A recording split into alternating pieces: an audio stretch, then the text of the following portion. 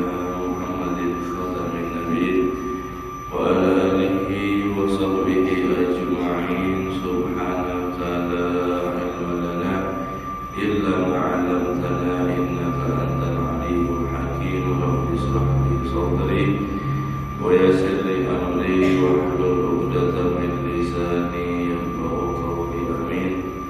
ولا حول ولا قوة إلا بالله العلي العظيم. اللهم صل وسلم وبارك على سيدنا محمد الفاتح لما أغلق والخاتم لما سبق ناصر الحق بالحق والهادي إلى صراطك المستقيم صلى الله عليه وعلى آله حق قدره ومقداره العظيم. نويت تعلم وتعليم وتذكر وتذكير والنفع والانتفاع والإفادة والاستفادة والحث على تمسك بكتاب الله وسنة رسول الله والدعاء إلى الهدى والدلالة على الخير اتباع وجه الله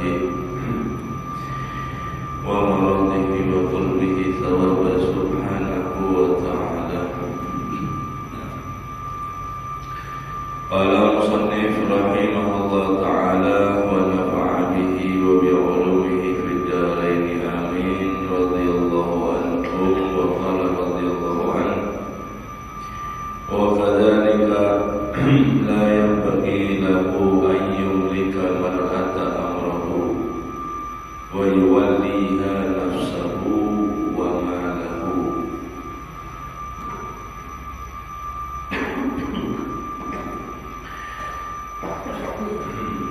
Kemarin telah dijelaskan itu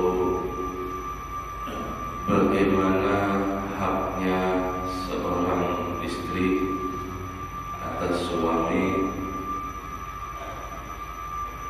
yang diperintahkan oleh agama, diperintahkan oleh Allah, oleh Nabi kita Muhammad SAW, agar para suami yaitu memperlakukan baik terhadap istrinya, baik bergaul, bersosial dan apapun di dalam urusan terhadap istri. Dan itu menunjukkan sifat atau biometer daripada seorang suami tersendiri, bagaimana dia memperlakukan istrinya. Khiyarukum khiyarukum linisaihim, sebaik-baik kalian adalah orang yang sebaik-baiknya terhadap istri kalian. Khairukum khairukum li ahli wa ana khairukum li ahli, sebaik-baik kalian adalah orang yang sebaik-baiknya terhadap keluarga kalian, dan aku, kata Rasulullah SAW, adalah sebaik-baik daripada untuk keluargaku. Jadi kemarin kita telah membahas itu, dan juga yang paling penting adalah kita sabar sebagai suami terhadap daripada kelakuan atau perilaku istri kita yang kebetulan kita tidak senangi. Jadi kita bersabar dengan daripada mereka dan banyak memaafkan kepada mereka. Adapun untuk urusan haknya Allah Subhanahu wa Ta'ala, maka kita tidak diperkenankan dan bahkan tidak boleh membiarkan terhadap istri kita melanggar perintah agama atau menentang ajaran syariat Allah Subhanahu wa Ta'ala. Untuk urusan pribadi maafkan, tapi kalau untuk urusan Allah harus tegas. Itu. Kemudian dan begitu juga la yang bagi lahu, tidak sesayogianya, tidak dikehendaki, tidak bagus untuk suami ayyumlika mar'ata amrahu, yaitu menyerahkan, memasrahkan urusan semuanya terhadap istrinya. Wa yuwalliha nafsahu wa malahu, baik itu mengenai pribadi dirinya dan juga hartanya. Kama yaf'alu ba'du aghbiya'il maghfurin, sebagaimana ini yang telah banyak dilakukan oleh orang-orang yang kurang mengerti, mereka itu yang lalai. Wa dzalika minal umuri mustaqbihati syar'an wa aqlan, sebab menyerahkan diri dan juga harta kepada istri ini adalah dipandang buruk oleh akal dan juga syariat. Kenapa? Fa innal mar'ata hukmuha hukmu mamluk wa tabi, sebab perempuan itu posisi hukumnya, asli ciptaannya adalah dimiliki dan menjadi tabi, pengikut, makmum. Faman ja'ala mamluka malikan wa tabi'a matbu'an fahuwa mankusun wa mankusun.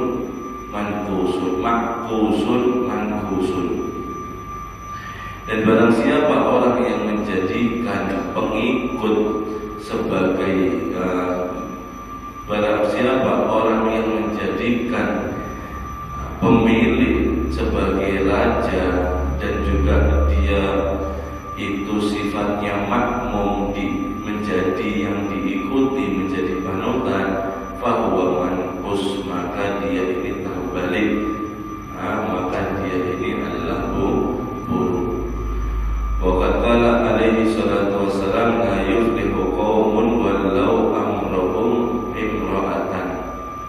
Nabi sallallahu alaihi wasallam bersabda, tidak akan beruntung satu kaum yang menyerahkan urusannya semuanya kepada perempuan atau wanita atau istri. Al-hadis. Wa qala Hasan al-Basri rahimahullah, berkata daripada Sayyidina Hasan al-Basri, beliau mengatakan, ma asbaha rajulun yuti'u imra'atuhu fi ma tahwahu illa akabahu Allahu finnar. Tidak ada satu pagi atau satu waktu dalam kesempatan seorang laki-laki yuti'u imra'atuhu, menuruti kemauan daripada istrinya, fi ma tahwahu, semua yang dikeingini, semua yang dikepingini oleh istri dia lakukan semua. Hawa nafsunya istri mau apa, dia turuti semua. Illa aqabahullahu finnar, kecuali orang itu akan dilempar oleh Allah Subhanahu wa taala di dalam api neraka. Nauzubillah min dzalik. Nah, jadi itu salah satu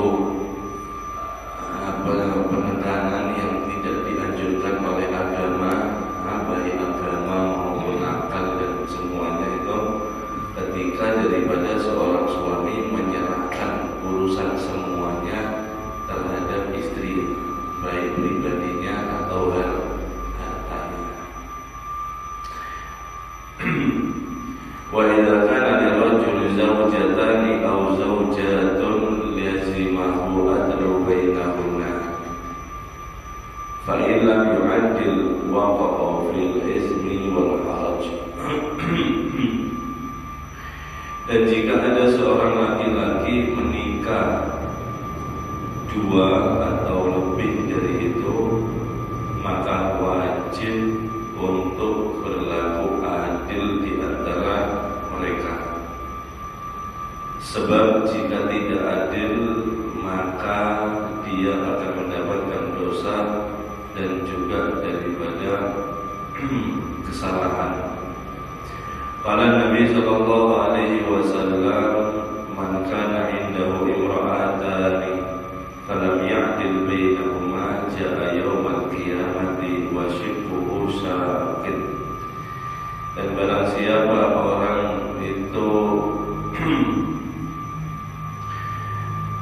memiliki 2 istri atau lebih sampai 4, maka tapi dia tidak berlaku adil terhadap keduanya tersebut, maka nanti dia datang di hari kiamat dalam keadaan setengah wajahnya yang rusak. Jadi diadab oleh Allah Subhanahu wa Ta'ala dengan tidak adil, di separuh wajahnya rusak. Adab daripada Allah Subhanahu wa Ta'ala. Itu haknya si istri atas suaminya. Wa amma haqqu zawji ala zawjatihi fa huwa min a'dhamil huquq. Dan sekarang pembahasannya adalah adapun haknya suami atas istri, itu adalah daripada paling besarnya hak. Walaha, dan untuk istri, fil qiyami bihi thawabun katsir, dia menuruti daripada suaminya mendapatkan pahala yang sangat banyak. Wa 'alaiha, dan atas istri, fi idha'atihi wa ihmalihi ismun kabir, kalau dia menyia-nyiakan dan meremehkan suaminya mendapatkan daripada dosa yang sangat besar. Qala alaihi salatu wassalam, sampai-sampai Nabi bersabda seperti ini hadirnya.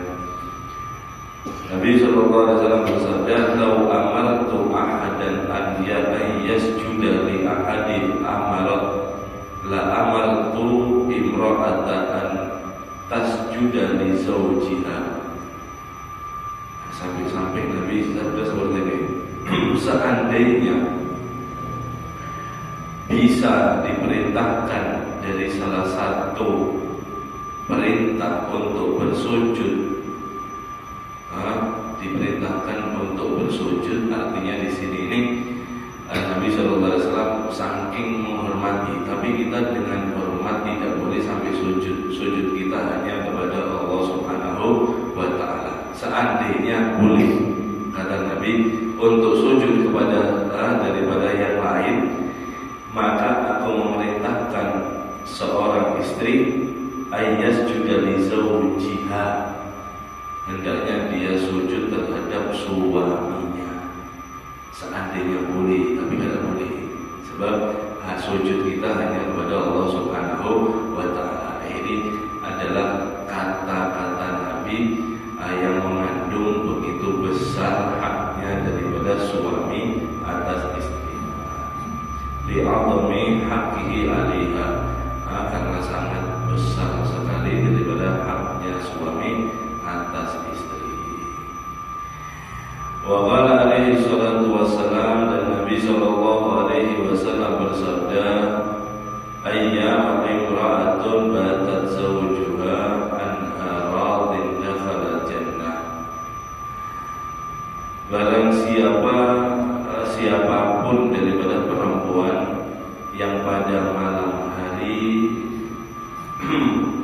suaminya guring dalam keadaan ridho terhadap istrinya, dakhalat jannah, dia akan masuk surga. Simpel. Seorang istri ini sebenarnya lebih gampang dari suami mendapatkan surga. Wa qala alaihi salatu wassalam, ini yang menjadi unggulan, hadis menjadi unggulan bagi para kaum wanita. Cuma 4 syaratnya, tapi luar biasa, dapat daripada tiket jaminan dari Nabi Sallallahu Alaihi Wasallam. Nabi Sallallahu Alaihi Wasallam bersabda, "Idza shalat imra'atu khamsaha," jika seorang perempuan istri dia sholat 5 waktu, tidak perlu sholat 5, tidak perlu sholat sunnah sebenarnya. Sholat 5 waktu saja dijaga.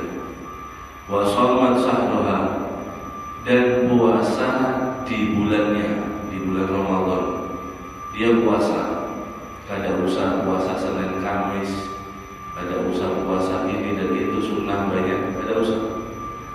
Wa hafizat farjaha, dan dia menjaga kehormatannya, kehormatan dirinya, keluarganya. Aurat dia tutup, kalau keluar dia menutup aurat. Kemudian dia tidak pernah mengumbar aib keluarganya atau suaminya dan seterusnya. Dia menjaga kehormatan dirinya dan keluarganya. Wa ata'at zawjaha, dan dia patuh menurut, dia taat kepada suaminya. Kilalah, maka nanti kelak di akhirat dikatakan kepada dia, si istri tadi yang memiliki 4 sifat, udkhuli min ayyi abwabil jannah syi'ti. Dengan melakukan 4 ini, maka perempuan istri tersebut dibilangnya, ditawari, masuklah kamu dari pintu manapun surga yang kamu kehendaki. Jadi surga itu terserah, ada 8, ada 8 tingkatan. Jadi sampai yang 4 melakukan 4 ini, itu surga semua pintunya dibuka, dan sampean pengen mau yang mana masuk, ya masuk surga. Sesimpel,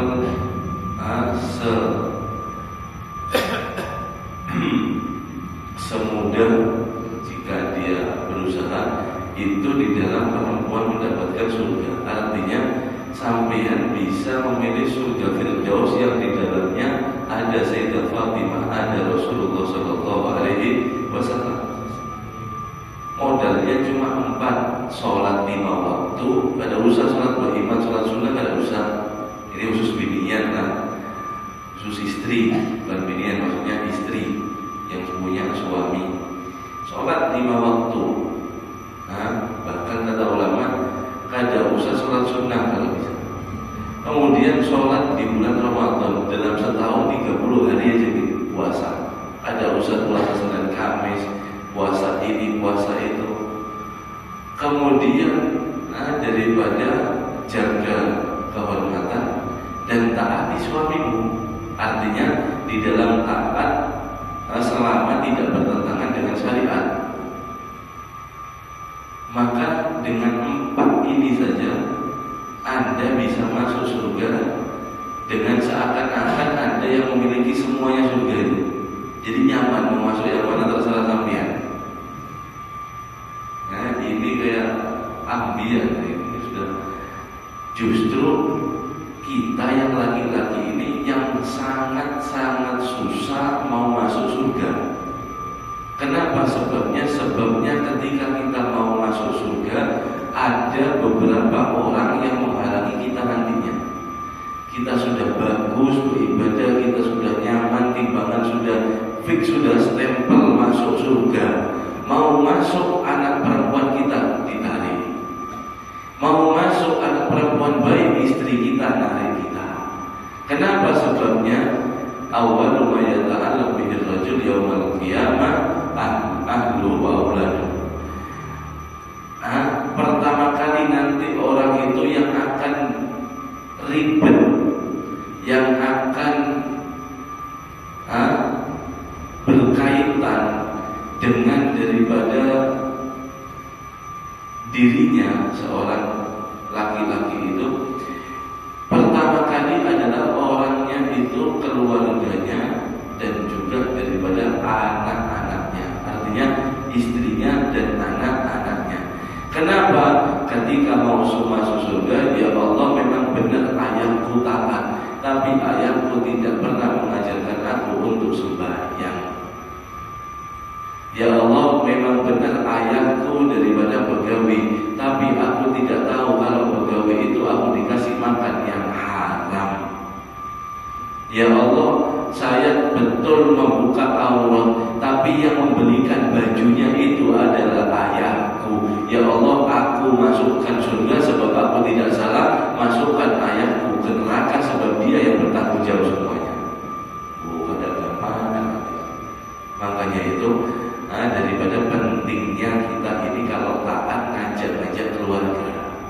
Jangan taat sendirian, kada diurus suami anak, kada diurus istri anak perempuannya. Ini sama saja membangun istana, menghancurkan kota. Ya, tidak ada manfaatnya. Artinya, itu pentingnya di dalam suami mendidik istri dan juga anak-anaknya.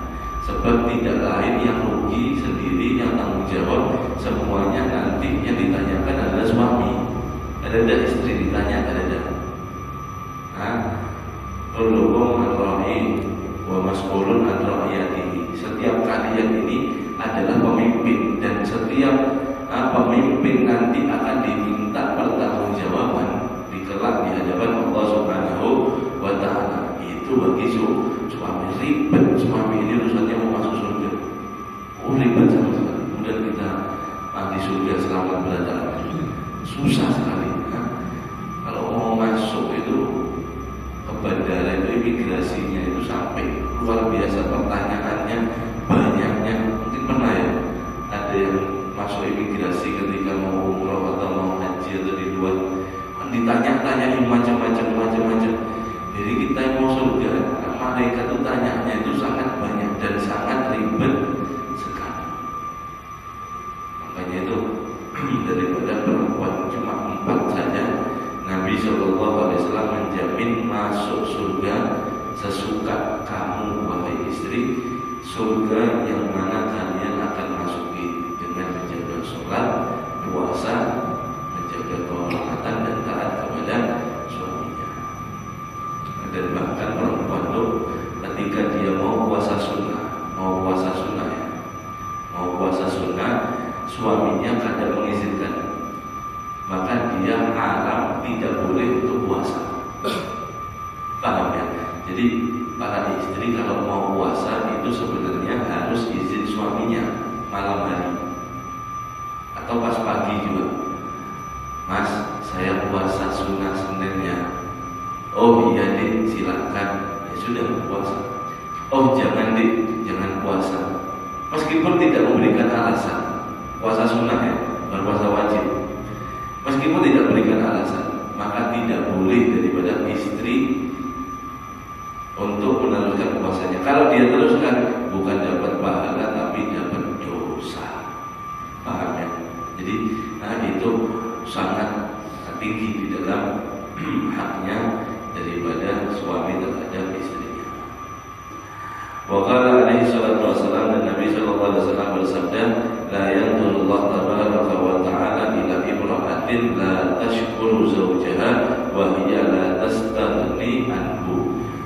Maka Allah Subhanahu wa ta'ala tidak akan melihat kepada perempuan, kepada seorang istri yang dimana seorang istri tersebut tidak ada rasa terima kasih kepada suaminya dan dia merasa tidak butuh terhadap suaminya. Ini bahaya. Kadang satu kesalahan menafikan semua usaha suami. Ini sangat bahaya. Ini ada hadisnya. Kalau istri, khususnya perempuan, kalau mau marah sama suaminya, ya benar. Kadang suami salah, ya kadang istri salah, namanya rumah tangga. Cuma terbiasa kalau daripada suami ada kesalahan, maka jangan dihilangkan 99 kebaikannya. Karena ada salah satu, salahnya cuma 1, 99 kebaikannya hilang. Kemudian tidak ada rasa terima kasih dan langsung merasa ada butuh. Ini bahaya. Sebabnya apa? La yandurullah, Allah tidak akan memandang. Artinya Allah tidak akan mendapatkan memberikan daripada rahmatnya kepada orang tersebut. Jadi harus perhatian dan harus kita introspeksi masing-masing daripada istri baik maupun daripada suami. Wa qala sallallahu alaihi wasallam, Nabi sallallahu alaihi wasallam bersabda, "Idza da'a rajulu zawjatahu ila firashi lam falam ta'tihi fabata ghadabanan 'alaiha la'anatha malaikatu hatta tusbih."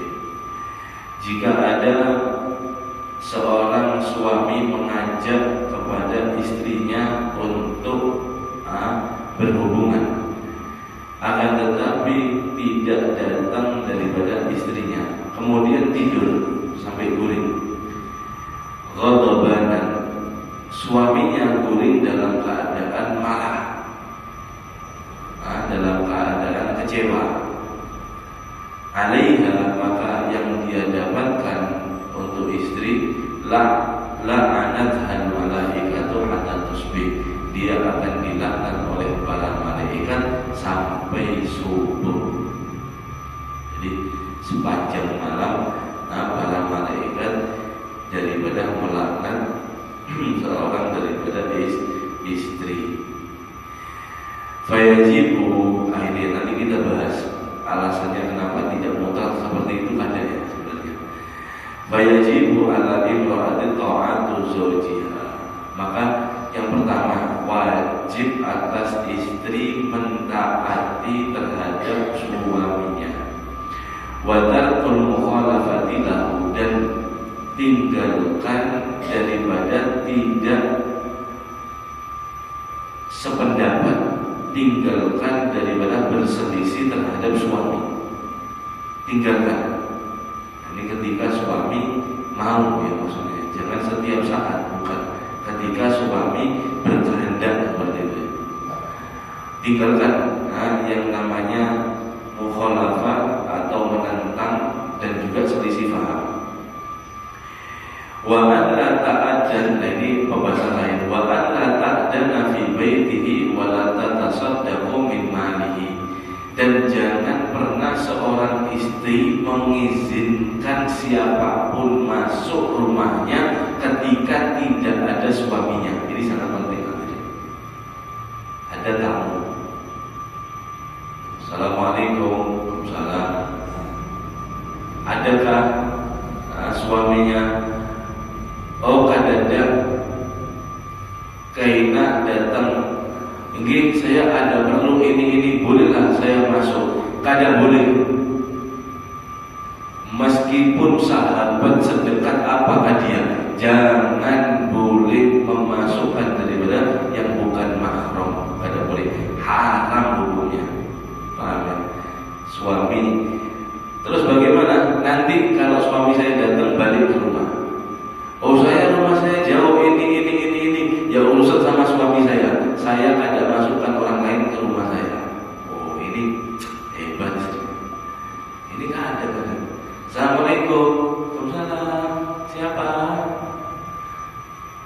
Ini temannya, oh temannya, bolehlah masuk, silakan, suami saya keluar ini.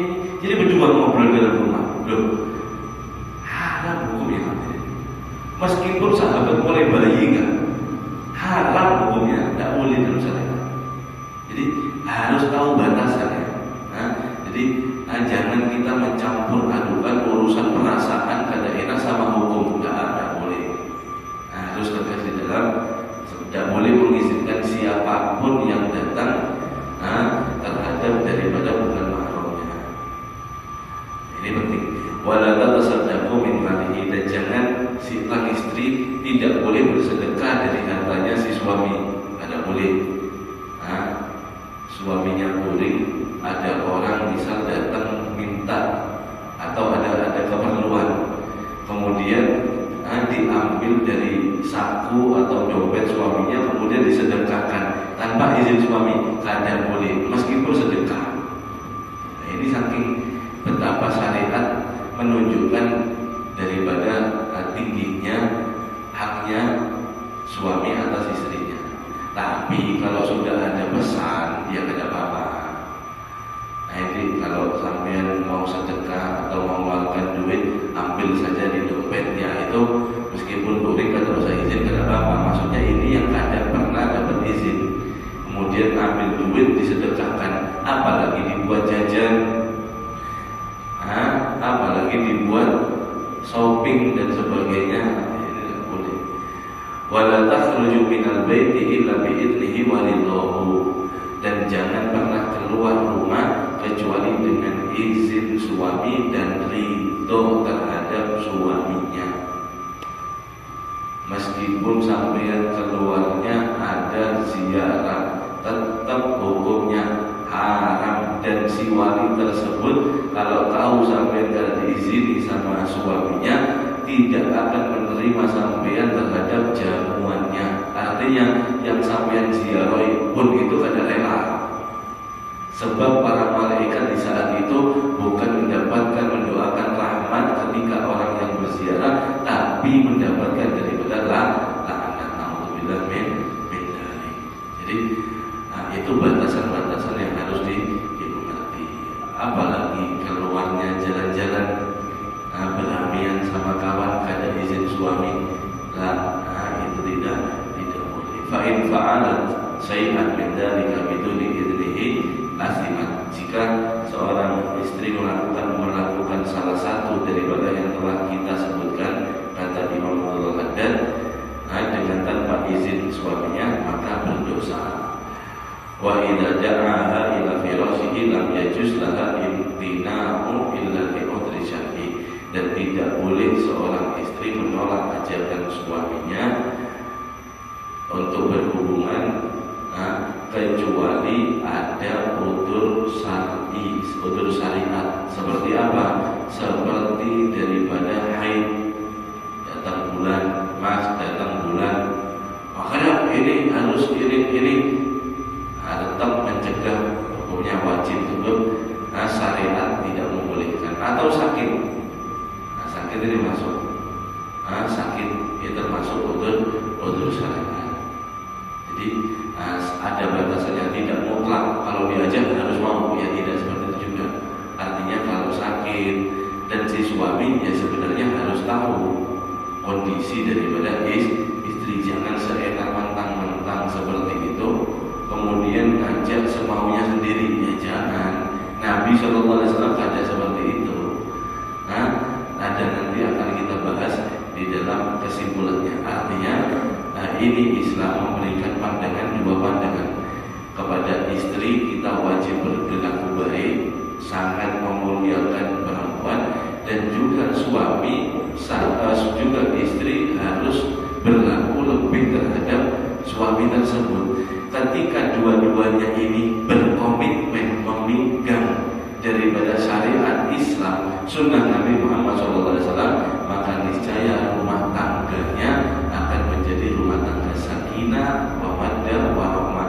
Tidak menjadi rumah tangga berbualan. Kami kada tahu hadis kan?